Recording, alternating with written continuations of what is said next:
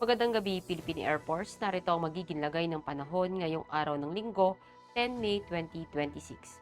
Sa kasalukuyan ng ating binabantayang bagyo na si Tropical Depression Kaloy, kaninang alas 4 ng hapon ay huling namataan sa layong 680 km east ng Surigao City, Surigao del Norte, at na may lakas po ng hangin na umaabot sa 45 km/h mula sa sentro at may pagbugso ng 55 km/h.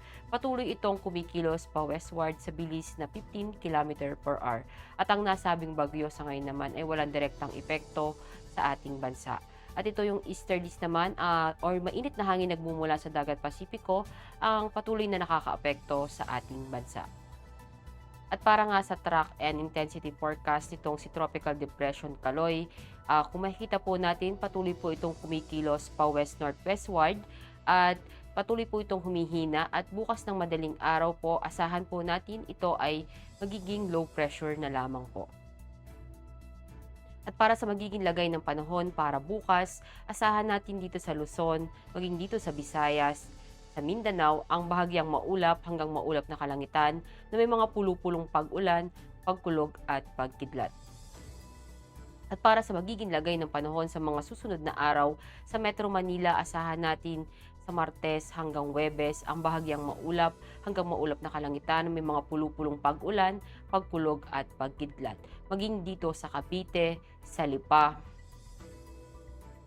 sa May Angeles, sa Puerto Princesa, sa Kalayaan Island, sa Mactan, sa Zamboanga at Davao.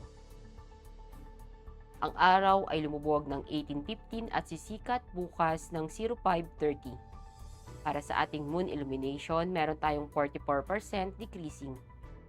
At para manatiling updated sa lagay at taya ng panahon, i-follow lamang ang Air Force Weather Center sa aming mga social media accounts. At yan lamang po ang latest update natin sa weather sa ngalan ng aming commanding officer na si Colonel Abinjan Q. Gador, PAP GSC. Ako si Staff Sergeant Ashley F. Timakulangan, Philippine Air Force, weather broadcaster ng Air Force Weather Center. Muli, magandang gabi, Philippine Air Force.